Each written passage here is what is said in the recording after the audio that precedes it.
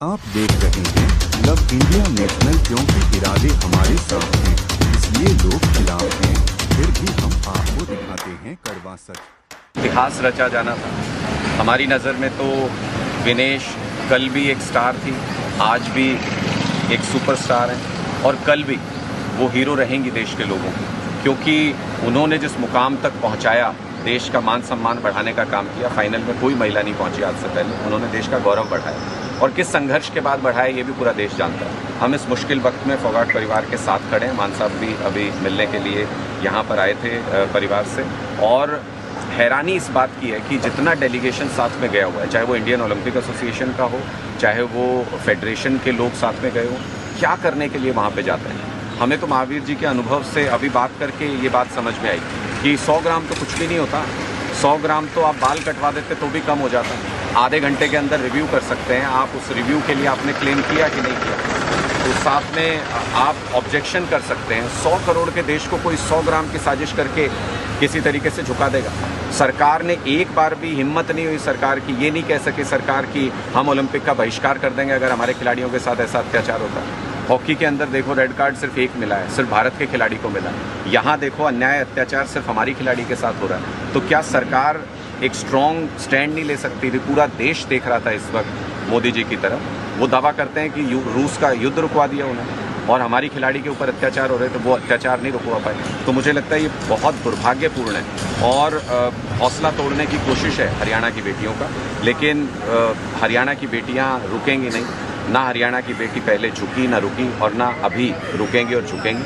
हरियाणा की बेटियां इसी तरीके से पूरी ताकत के साथ संघर्ष करती रहेंगी और इस मुश्किल वक्त में पूरा देश विनेश फोगाट और उनके परिवार के साथ खड़ा है। लेकिन बहुत दुर्भाग्य की बात है कि मोदी सरकार, जो अपने आप को इतना मजबूत नेतृत्व बताते हैं, उन्होंने ऐसे वक्त में बेटियों का साथ नहीं दिया। ना वो जंतर मंतर पे जब वो संघर्ष कर रही थी अपने मान सम्मान की रक्षा के लिए, ना वो तब साथ खड़े हुए, और ना ही ओलंपिक में जब उनके साथ अन्याय हो रहा था, वो संघर्ष कर रही थी, ना मोदी जी तब उनके साथ खड़े हुए। पूरा देश इस बात को देखा। यही समझ में नहीं आता है कि बृजभूषण ने ये कहा था कि इनका खेल का समय जा चुका है, ये कुछ नहीं कर पाएंगे। उन्होंने जो पिक्चर, भारतीय जनता पार्टी ने जो पिक्चर खड़ी की थी, उन्होंने कहा था कि नहीं ये खिलाड़ी ही सही नहीं है।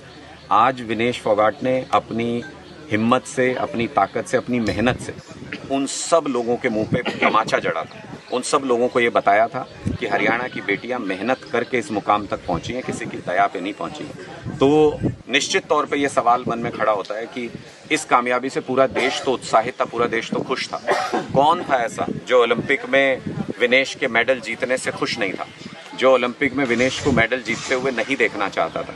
और जिस तरह की प्रक्रिया हुई, जिस तरीके का जो स्थितियां पैदा हुई, उसमें संदेह तो निश्चित तौर पे होता है। मुझे तो नहीं समझ में आती ये बात कि इतने अधिकारी वहां पे होने के बावजूद, एक ऐसी सरकार होने के बावजूद जो दावा करते हैं कि रूस का युद्ध रुकवा दिया था मोदी जी ने, रूस का युद्ध रुकवा दिया, लेकिन हमारी बहन के साथ अत्याचार हो रहा था, उसको नहीं रुकवा पाए।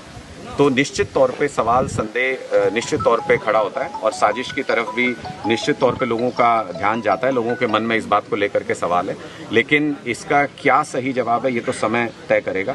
आज के दिन हम इतना ज़रूर स्पष्ट तौर पर कह सकते हैं कि कहीं ना कहीं सरकार की अनदेखी, सरकार की साजिश का इतने मायने में तो ज़रूर शिकार हुई है विनेश फोगाट कि जो स्ट्रॉन्ग आपत्ति जताई जानी चाहिए थी, जो प्रक्रिया वहाँ पे की जा सकती थी, जो वेट को मैनेज किया जा सकता था, वो सारी चीज़ें सरकार के अधिकारियों की तरफ से, इंडियन ओलंपिक एसोसिएशन के अधिकारियों की तरफ से नहीं की गई।